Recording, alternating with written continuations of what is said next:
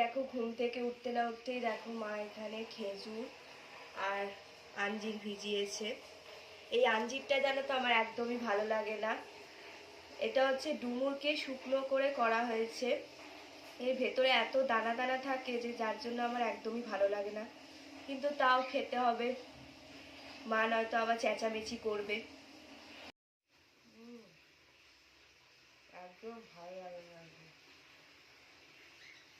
তো দেখো আমি এখন মায়ের সাথে ছাদে চলে এসেছি। ছাদে অনেক দিন আসা হয় না, কারণ পরীক্ষার চাপের জন্য ছাদে আর আসা হয় না।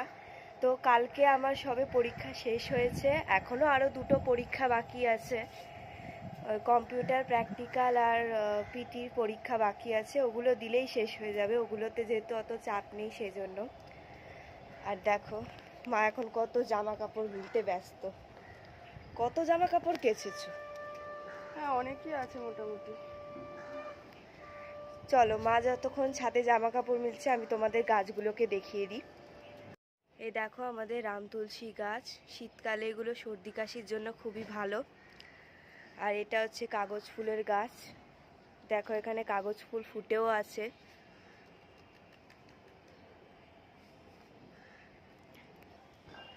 এই দেখো এটা হচ্ছে আমাদের মনসা গাছ।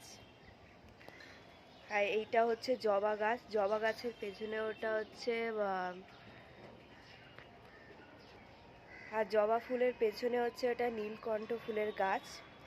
আর এই নিচে দেখো আর একটা রাম তুলসী গাছ আছে। আর এটা মনে হচ্ছে কড়াইশুঁটি গাছ। তো দেখো এখানে কড়াইশুঁটি সবে হচ্ছে। আর এটা হচ্ছে আমাদের অ্যালোভেরা গাছ। দেখো কত মোটা মোটা পাতা। মা বিয়ের পর থেকে এসে এই গাছটাকে দেখছে। তাহলে বলো কত দিনের গাছ এটা। কালকে মা এই অ্যালোভেরাটা নিয়ে আমার চুলে দেখবে। আর দেখো এখানে কাকা হচ্ছে মাছের ছোট ছোট বাচ্চাগুলোকে এখানে রেখেছে। মা কিসের জন্য রেখেছে এগুলো? ছোট ছোট বাচ্চাগুলো পড়ে, বাচ্চাগুলো যখন একটু বড় হয়ে যায় তখন অ্যাকোরিয়ামে দিয়ে দেয়। আচ্ছা, তো আমার এখন চান টান সব হয়ে গেছে। তো চলো দেখি মা এখন কি করছে। মা কি করছো?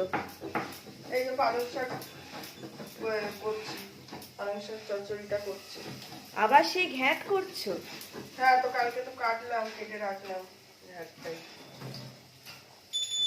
এইটা কি পালং শাক? হ্যাঁ, পালং শাক ওটা দেবো। এই যে এখানে ভাজি, মূলো, শিম, আলু। এবার হ্যাঁ, বেগুনটা একটু পরেই দিচ্ছি, নাহলে খেতে যায় তো বেগুনটা। আর এখানে এই সর্ষে, পোস্তটা বেটে রেখেছি, সর্ষেটা বেটে রেখে